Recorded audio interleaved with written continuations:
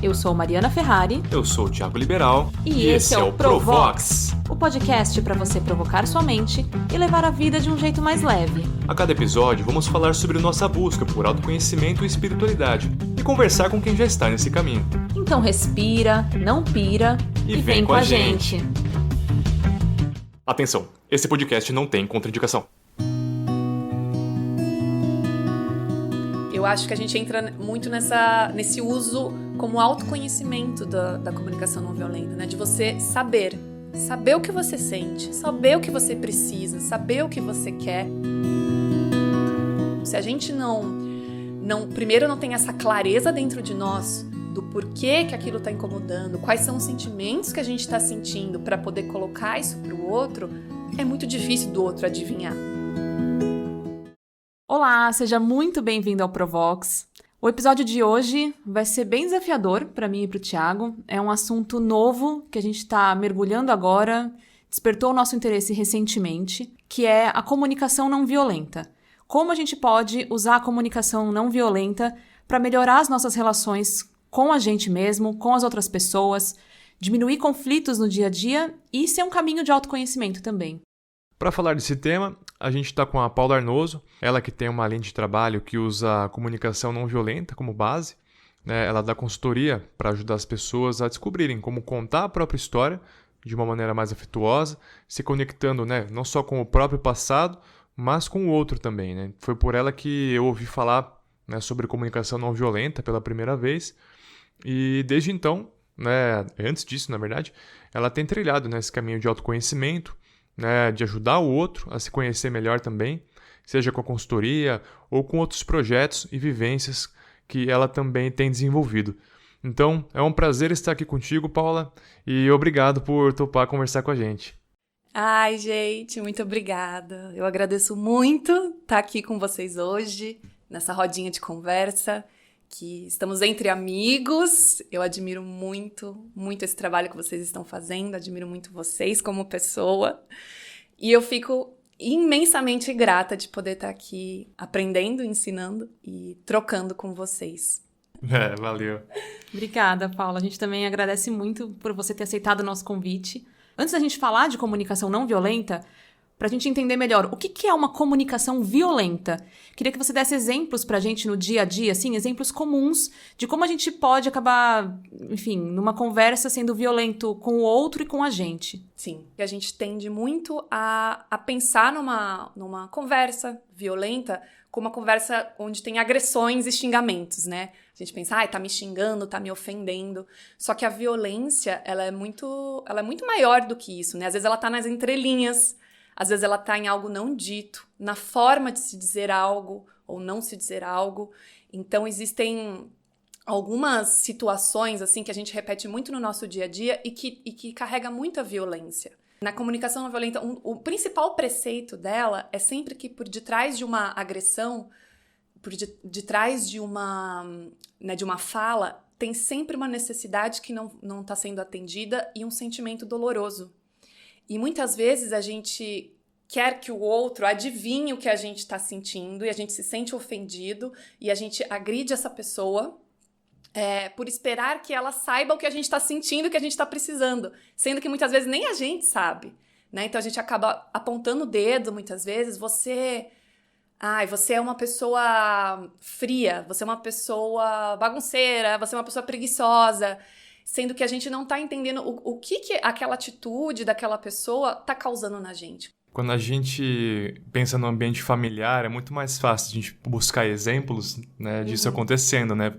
O nosso pai, a nossa mãe, ou nosso filho, filha, vai adivinhar, né? Você é bagunceiro, mas o que é o pedido, né? O que é a necessidade que está por trás dessa frase, né? Então, você até comentou dos exemplos da sua família, que a gente achou, eu e a Mari, a gente achou exemplos muito bons para a gente trazer aqui.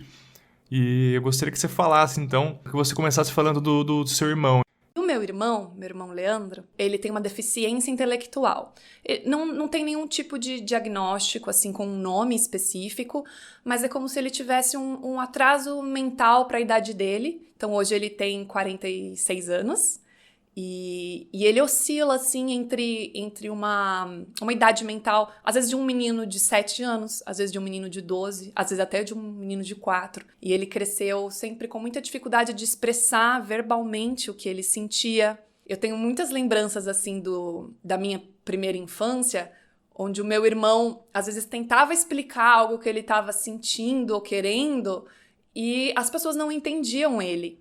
E eu, muito observadora, assim, ainda menininha, eu ficava olhando pra ele e de alguma forma eu entendia o que ele queria. E às vezes a minha mãe brigava com ele porque ele expressava também, às vezes, através da raiva ou através de quebrava alguma coisa. E aí ela brigava com ele por essa atitude dele, não pode quebrar as coisas. E aí eles tinham esse atrito, mas por detrás disso eu entendia. Eu falava, mãe, mas ele tá triste. Ele tá fazendo isso não é porque ele quer quebrar, porque ele quer te enfrentar. Ele tá triste por um outro motivo. Às vezes ele vinha triste da escola, porque alguém zoava ele, ou alguém excluía ele de alguma coisa, e aí ele vinha em casa e externava aquilo, né, em quem tava ali. E como ele não conseguia, em palavras, colocar isso, pra ele era muito difícil, então ele expressava corporalmente, né? Então, através da raiva, quebrando coisas, xingando. Para os meus pais era muito difícil olhar por detrás dessa raiva, né? E entender o que ele estava sentindo. E eu não sei porquê, assim, acho que desde de novinha eu era a pessoa que mais conseguia entender ele, né? Hoje o que eu faço, assim, é trabalhar, acho que com comunicação afetuosa, com escrita afetuosa. Eu sou profundamente grata ao meu irmão, porque eu acho que foi ele que me colocou nesse caminho desde cedo, assim, porque eu precisei ser afetuosa, né? Então ele foi o meu grande professor, assim, de verdade, assim, na minha vida, ele me ensinou que muitas vezes não são as palavras que vão dizer o que a gente realmente sente, né? Nossa, é muito interessante esse exemplo que você deu, muito bonita essa história, porque você usou a observação, que é o primeiro princípio da comunicação não violenta, você observou o seu irmão sem julgar a atitude dele de quebrar alguma coisa, por exemplo, e depois você identificou aquele sentimento por trás dessa atitude, né, que foi que ele estava triste, né, e isso é o segundo preceito da comunicação não violenta, né, primeiro você observar e depois você identificar um sentimento por trás daquela atitude. Em qualquer situação a gente pode aplicar isso, né, de uma forma natural. E aproveitando o gancho da família, eu queria que você contasse um pouquinho pra gente também sobre a sua relação com a sua mãe, a partir da necessidade que você identificou numa conversa com ela e do pedido que ela queria fazer e não estava conseguindo fazer pra você. Essa conversa com a minha mãe foi bem... Nossa, pra mim ela é um exemplo, assim, perfeito de algo que acontece muito no nosso dia a dia e que são essas situações que incomodam a gente e a gente não explica direito pro outro. E aí, às vezes, isso vai tomando uma proporção que vira uma bola de neve. Se você não para conversar com a pessoa, acaba se tornando até um fator de distanciamento dessa relação. E nessa situação específica, foi o seguinte, eu tava na minha mãe, e aí ela soltou do nada na nossa conversa, ela falou assim pra mim, você não liga mais pra mim, você não se interessa pela minha vida. E aí eu achei aquilo muito forte, né? Eu falei, nossa mãe, por que você tá me falando isso? E ela falou, é assim mesmo, eu tô acostumada a ser sozinha nessa vida. E eu senti, eu falei, que ela tá magoada. Eu falei, ela tá magoada por alguma coisa. E eu falei, o que eu fiz, mãe? Ela falou, não quero falar sobre isso. Aí eu falei, mãe, a gente precisa conversar sobre isso. Se você não me falar o que eu fiz pra te magoar, essa é uma situação que a gente não vai conseguir consertar. E aí ela falou, o que me magoou foi que eu fui no médico hoje e você não me ligou pra saber como é que eu tava. Você não se interessou em saber, e você sabia quanto era importante pra mim essa consulta médica. Aí eu falei, nossa mãe, eu esqueci completamente, realmente, eu não te liguei, eu tô com a cabeça aqui a mil com a mudança, com o apartamento novo, com todas as coisas que eu preciso fazer, eu esqueci completamente. Te magoou eu não ter te ligado? E ela falou, sim, eu percebo que você, desde que você se mudou, que você saiu de casa, você não liga pra mim. Aí eu comecei a chegar mais perto do ponto, né, da necessidade não atendida. Aí eu falei, ela tá magoada porque eu saí de casa e eu não tô tão presente mais quanto eu tava antes. E aí eu confirmei, né, fiz uma pergunta pra confirmar se era isso. Eu falei, mãe, você tá sentindo que a gente tá distante, que desde que eu saí, então a gente não se vê mais como antes, eu não tô tão presente na sua vida? Aí ela falou, tô sentindo que a gente tá distante e isso tá me deixando triste. Aí eu falei, mãe, me desculpa, eu sinto muito que você esteja se sentindo assim. Não é a minha intenção fazer isso, né? Eu não te liguei, deixei de te ligar de propósito. Eu quero estar mais presente, eu quero estar mais atenta a isso. Agora eu tô disposta a te ouvir. Então, se você quiser me contar do médico, agora eu estou aqui te ouvindo. Então, pode falar. E foi muito gostoso, assim, porque ela abriu um sorriso, acho que ela se sentiu acolhida, ouvida, né?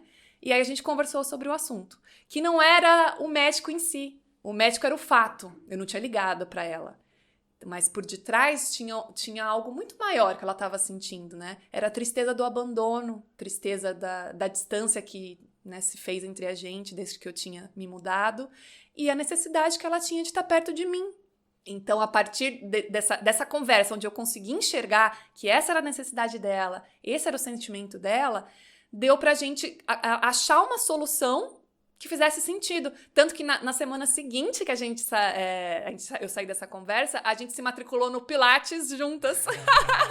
E a gente começou a fazer 2 vezes por semana exercícios. E foi uma maneira, né, da gente estar fazendo algo semanalmente juntas.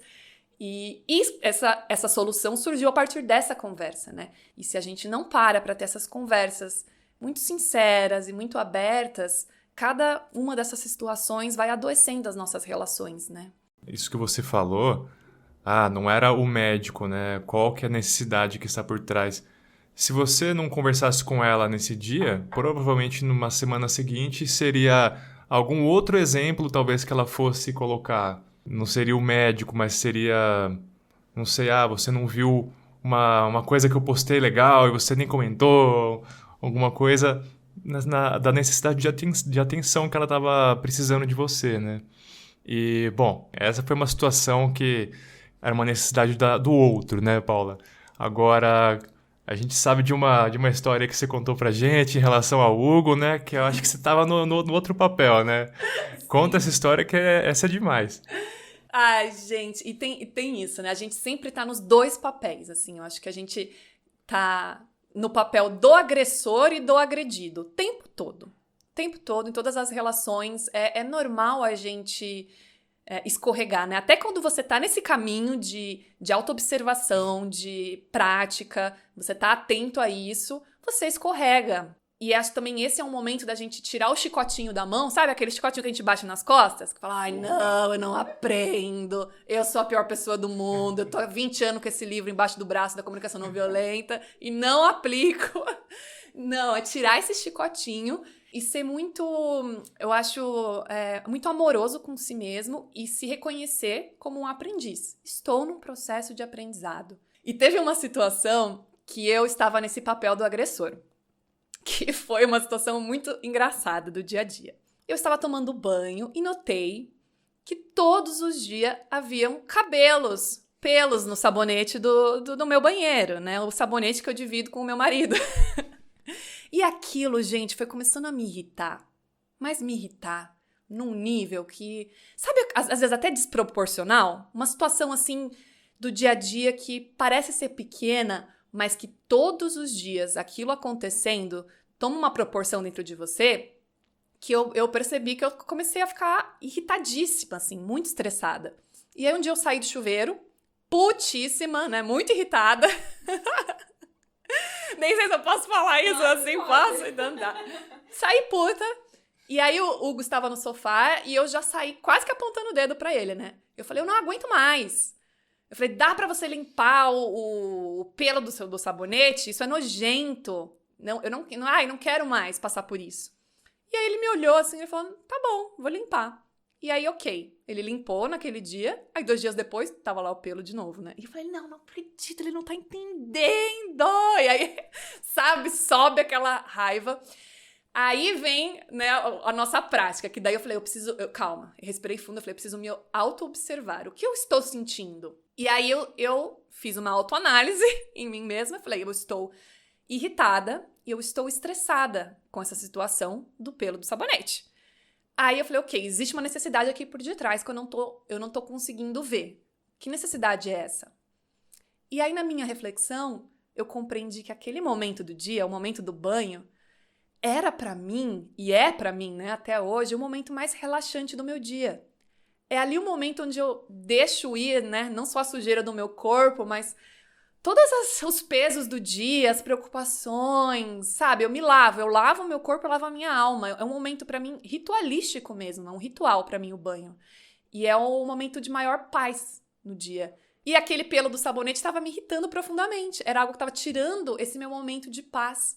Aí, a partir do momento que eu identifiquei isso, eu pude falar pra ele. E eu lembro que ele olhou pra mim e ele falou, nossa, eu não pensei que isso te incomodava tanto assim. Eu falei, me incomoda. E a partir daquele momento a gente achou uma solução, que hoje o Hugo usa a sua bucha e eu uso o sabonete.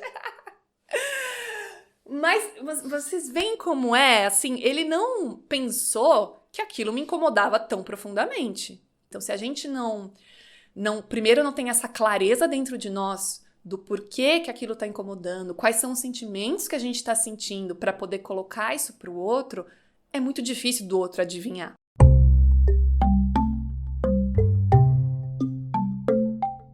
Pensando até em exemplos comigo, com o Thiago, né? Depois que a gente começou a ler o livro e entender mais sobre a comunicação não violenta, essa semana mesmo foi, né, Ti? O Thiago chegou pra mim e fez uma pergunta muito interessante. Ele falou, você acha que eu contribuo o suficiente com as tarefas de casa? E aquilo me despertou, assim, um turbilhão de sentimentos, porque eu percebi que eu sempre ficava guardando... Nossa, que saco, meu, essa meia fora do lugar, essa cueca no chão do banheiro, tem um cesto na lavanderia, por que ele tá jogando no banheiro? Não é tão longe assim. Minha intimidade exposta. Pois é. E aí eu percebi que eu não tava sendo sincera o suficiente com ele e nem específica o suficiente para que ele pudesse compreender o quanto aquilo me incomodava e me deixava irritada. Isso foi, assim, muito, muito interessante pra gente...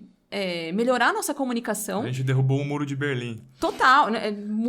Tava grande esse muro, viu? E é um muro mesmo que se faz. Muito. E assim, depois dessa conversa, eu não vi mais cueca no chão do banheiro. Eu não vi mais meia espalhada. Então, melhorou muito a nossa relação na casa. O meu pedido foi atendido, né? Por mais que eu não tivesse feito o pedido, ele foi estimulado por uma pergunta que partiu do Thiago. Eu percebi que eu tinha um pedido pra fazer. E que ele não estava sendo atendido porque eu não estava sendo sincera o suficiente, nem com ele e nem comigo. E aproveitando esse gancho, Paula, eu queria te fazer uma outra pergunta. A gente deu exemplos aqui, tanto esse agora da roupa no chão, você com o Hugo, você com a sua mãe, de pedidos que acabaram sendo atendidos numa comunicação não violenta. E quando um pedido, por mais que a gente use a comunicação não violenta, e quando o pedido não é atendido, como é que a gente pode ter empatia pelo não? É importante achar um consenso. Porque, por exemplo, vamos para essa situação do sabonete. Se eu falo pro Hugo, né, eu quero que você... Se meu pedido eu quero que você limpe todos os dias o pelo do seu sabonete, do nosso sabonete. E ele fala, pra mim não dá? Pra mim aí isso vai se tornar estressante? Então, a conversa tem que continuar para além desse pedido. Falar, ok, então agora a gente tá no impasse. Então, como a gente vai achar um meio termo aqui, um consenso? No nosso caso, por exemplo, foi usar, vamos supor, a bucha, então. Fala assim, e se for uma bucha? Aí ele falou, se for uma bucha, pra mim é legal. Ou se não fosse, você fala assim, não, uma bucha eu também não quero. E se a gente usar 2 sabonetes? Então, a gente tem que começar a trabalhar esse pedido de uma forma que funcione para as duas partes também, né? Porque, às vezes, a gente também faz um pedido que é o nosso ideal de solução para aquela situação. E nem sempre essa solução é a melhor para as pessoas envolvidas, né? Então, aí vale a gente sentar e tentar achar um consenso onde esse pedido, não só ele vai ajudar a gente, mas ao outro também, né? Aí a gente acho que tem que ter muito esse olhar da empatia. Falar assim, ok, vamos tentar solucionar da melhor forma possível. E às vezes, talvez não haja solução. Algumas situações pode ser que, mesmo assim, não tenha um consenso, né? E tudo bem. Eu acho que tudo bem. Acho que nesses momentos aí a gente precisa ter muito uma maturidade emocional de entender, ok, essa é uma situação, então que a gente não achou uma solução e teremos que fazer uma escolha a partir disso, né? Aí sim vem uma escolha, mas essa escolha, ela vai vir de um lugar muito mais consciente, eu acho, né? Um lugar que foi trabalhado, que teve já um diálogo, vai vir de um lugar onde já se teve tentativas de fazer dar certo. Então, qualquer escolha que você fizer a partir disso, de uma situação que não teve solução, ela vai ser uma escolha muito mais bem pensada, muito mais alinhada com o que você sente, com o que você sabe que não foi atendido dentro de você. Então, não vai ser aquela escolha que você toma e você fica com aquela dor assim, ai, mas e se eu tivesse tentado isso? A gente deu muitos exemplos aqui de família, mas principalmente acho que na questão do não, é muito mais fácil a gente até correlacionar com o ambiente de trabalho, né? Porque muitas vezes é isso, você percebe uma forma que pode ser um pouco mais produtivo e tal, ou não está gostando de alguma coisa que você está fazendo. Só que se você não colocar isso, né, para o seu chefe ou para o seu funcionário, tentando resolver, entendendo primeiro, né, o que realmente está te causando esse sentimento, o que você realmente quer propor para melhorar essa situação, se você não tomar essa atitude, vai ficar sempre essa barreira com o chefe ou a barreira com o funcionário, aí vira uma raiva até que você às vezes não sabe a origem dela. E claro, isso não significa que você vai ter o sim do funcionário, o sim do seu chefe, mas pelo menos é isso que você falou, você vai ter uma consciência de que você fez ali o que você achou que tinha que ser feito. Você tomou uma atitude e a partir do momento que você expressou aquilo, ok, já está em outro ponto a relação. É no trabalho, é na família, é em todas as situações possíveis. Principalmente nesse caso, né, do não, eu acho que a gente entra muito nesse uso como autoconhecimento da comunicação não violenta, né? De você saber o que você sente, saber o que você precisa, saber o que você quer. Gente, acho que isso é de uma importância tão grande que deveria estar sendo ensinado na escola isso, né? A gente ter esse olhar para nós mesmos de realmente saber, né? Em que ponto, assim, a gente tá nas situações. Às vezes a gente não sabe o que tá sentindo, só sente aquela angústia e não sabe por quê. E aí onde eu falo que realmente o nosso corpo emocional, né, as nossas emoções, elas são muito infantilizadas, né? Nós somos adultos com emoções de criança, né? E a gente é muitas vezes muito duro mesmo com a gente, porque a gente espera que as nossas emoções sejam tão grandes quanto o nosso corpo adulto, né, o nosso corpo físico, e quanto o nosso corpo intelectual, quanto a nossa mente, que a gente estudou a vida inteira, sabemos 1 milhão de dados, 1 milhão de coisas, 1 milhão de informações, né? E a gente se frustra muito, e eu acho que a maioria das situações de sofrimento são ligadas a isso, né? Porque a gente se vê criança e sem saber lidar com esse turbilhão de emoções que está dentro da gente, essas necessidades que a gente tem e não entende, né? Então, acho que o caminho da comunicação não violenta como autoconhecimento, ele é muito rico e muito importante para a gente ir amadurecendo essa criança, né? A gente dando para ela ferramentas para que ela cresça o tanto quanto a gente vem crescendo, né? Em outras áreas aí do nosso corpo, né? Que a gente consiga igualar e falar, eu sou um adulto, não só em tamanho, em idade, em inteligência, intelecto, mas eu sou um adulto também emocional. Tem um exercício que eu gosto muito de fazer comigo mesmo, e eu sempre falo para as pessoas fazerem, nesses momentos do chicotinho, que você fica se chicoteando, eu deveria ter feito isso, ou eu devia ter feito diferente. É você se enxergar, você fechar os seus olhos e se enxergar a criança, e falar para essa criança todas as coisas que você fala para você mesmo como adulto. Então, se você costuma falar para você, você é ruim, você é um fracassado, você não consegue, você é fraco, e falar para sua criança isso é muito duro, mas faz a gente sentir o quanto a gente está sendo cruel com a gente mesmo. Porque a gente não vai falar isso para uma criança. Tudo bem se hoje eu for agredida e eu revidar, e eu não consegui ver necessidade nada por detrás. Se eu agredi alguém e eu não consegui falar o que eu estava sentindo na hora. É a situação da gente se perceber. Perceber primeiro que você fez isso. Falar, putz, ontem eu agi daquela forma, gostaria de ter feito diferente. E da próxima vez, tentar fazer diferente. É muito esse exercício da criança, de cair e levantar. Cair e levantar.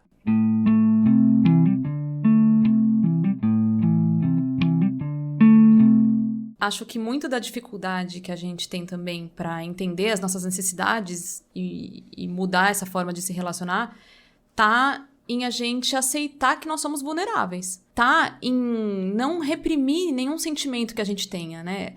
A sociedade se desenvolveu meio que incentivando ou estimulando a gente a reprimir sentimentos que podem ser considerados negativos ou até egoístas, né? O fato de, pedir desculpa às vezes por chorar na frente de alguém, mas culpa, a palavra desculpa já significa que você está sentindo culpa por algo, você está se julgando. Mas por quê? Qual o problema em chorar? Qual o problema em você entender que você está vulnerável naquele momento? Se aceitar é um passo importante também no autoacolhimento, né? Sim, tem os sentimentos que a gente não quer sentir, a gente julga o outro por sentir.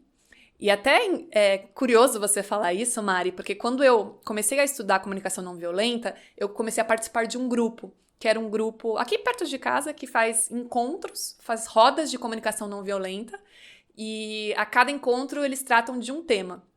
E eu lembro que o primeiro tema que eu fui foi sobre a raiva, como lidar com a raiva. E, gente, eu vou falar a verdade, eu fui numa hipocrisia naquele grupo, que eu falei assim, eu sou maravilhosa em lidar com raiva, lido muito bem com minha raiva. Gente, eu sentei naquela roda, a primeira coisa que ela falou foi a seguinte, ela falou assim, se você é alguém que culpa o outro por ter raiva, que julga o outro por ter raiva, você é a pessoa que mais precisa estar aqui. E aqui a minha cara caiu no chão. Eu falei, meu Deus, sou eu.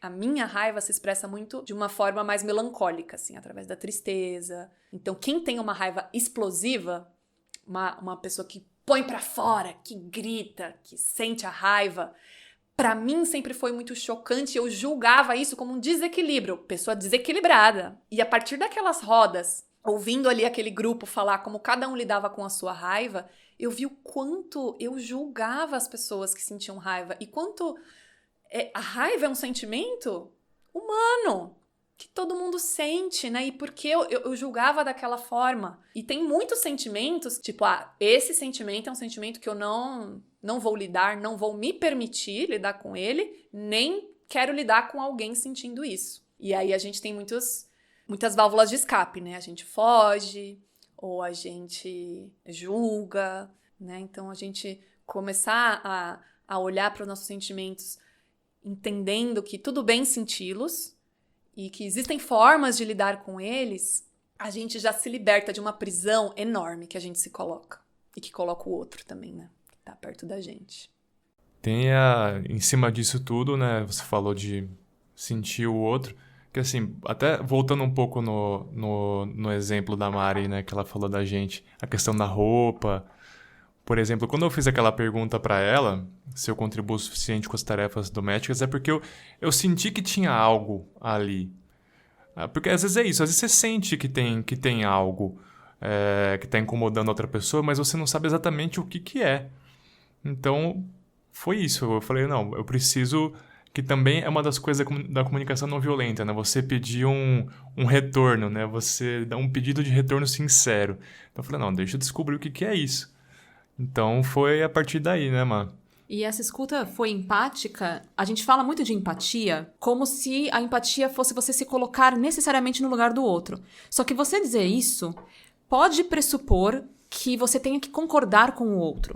E a empatia vai além disso. Você não precisa necessariamente concordar com o outro, mas é interessante que você ouça, compreenda o outro com compaixão. E eu acho que foi isso que aconteceu nessa conversa. Você me ouviu, você não precisaria concordar comigo, mas você me ouviu sinceramente. Eu não concordo ainda.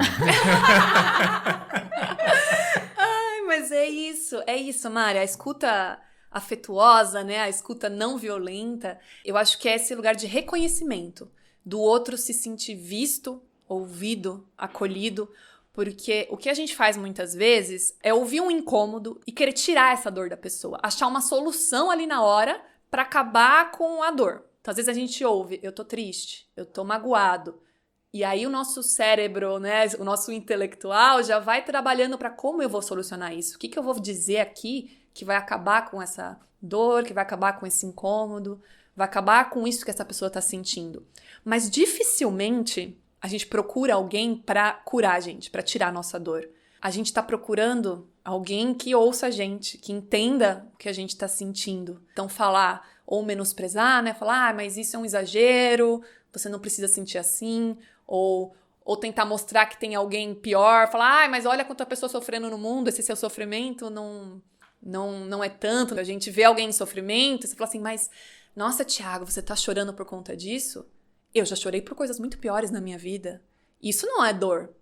Dor é isso aqui que eu vou te contar agora que eu passei. Então, isso a gente rouba o protagonismo da dor do outro, né? Isso é uma outra forma muito violenta da gente se comunicar e, às vezes, colocar a pessoa num poço mais profundo do que o que ela já tá. Às vezes, a gente não tá nem ouvindo direito a dor do outro, então fala, nossa, que pena, hein? Vai ficar tudo bem. E você já quer ir embora porque você não quer lidar com isso. Então, a gente fala alguma coisa muito banal só pra, né, bater o cartão, falar assim, eu estou aqui, mas você não está ali. Então, tem muitas formas sutis, mas são violências muito fortes também. Para você que está ouvindo a gente, fica o convite para conhecer mais sobre comunicação não violenta. Tem vídeos no YouTube, tem o próprio livro Comunicação Não Violenta, do Marshall Rosenberg. E também a gente vai divulgar no Instagram do Provox algumas, não dicas, né? A palavra não seria dicas, mas alguns conteúdos para quem quiser refletir, exatamente. E, bom, para quem se colocou aí para ouvir a gente, você que ouviu a gente, muito obrigado. E, Paula, muito obrigado por compartilhar tudo isso com a gente, todas essas histórias e reflexões. Foi, assim, enriquecedor demais. Gente, muito obrigada de verdade por vocês estarem aqui, terem me convidado para falar desse tema e poder espalhar isso, assim, sabe, de uma forma mais simples para as pessoas. É muito, muito importante. Assim, eu celebro muito que vocês estejam fazendo isso. Isso é uma ferramenta que a gente pode ter no nosso dia a dia, na nossa vida, e que ajuda muito, muito a gente se entender e entender melhor o outro. E, Paula, obrigada, te agradeço. E divulga pra gente as suas redes sociais, por onde as pessoas podem te achar.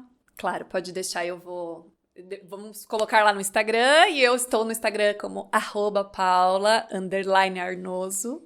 Arnoso com S. Arnoso com S. Hoje o Instagram é o ponto onde mais, né, divulgo os trabalhos. Tem o meu site também, paularnosotudojunto.com. E por lá vocês podem saber tudo que eu faço, né, os trabalhos com escrita meditativa, com escuta empática, com escrita afetuosa. Tem muita coisa já acontecendo que ainda vai acontecer. Contratem a Paula, gente. Contratem, gente, contratem. Tem bastante coisa para surgir ainda muito bonita. Estou muito empolgada com essa comunicação afetuosa que está de mãos dadas com a comunicação não violenta. E eu acho que isso é uma grande, grande porta para a gente melhorar como ser humano, de verdade. Valeu, Paula. Te convido a seguir nossa página no Instagram, provox.podcast. E te convido também a ouvir os nossos outros episódios, né? A gente tá no Spotify, na Deezer e no YouTube. É isso aí, tem autoconhecimento, inteligência emocional, tem bastante coisa legal lá, contato com a natureza. E é isso aí. E se tiver sugestão de assunto também, manda uma mensagem pra gente. É isso aí, o Provox tá ficando por aqui e até o próximo episódio. Até o próximo episódio. Beijo. Tchau, tchau.